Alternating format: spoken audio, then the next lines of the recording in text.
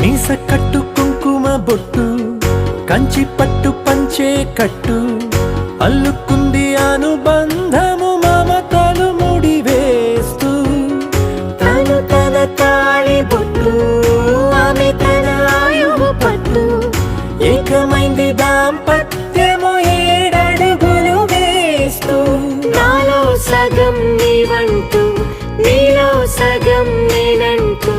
జనుమలు జతపడువలపుగ ఇరు మనసులకొక తలపుగ కలగలిసిన ఒక తను శతమానం భవతి శతమానం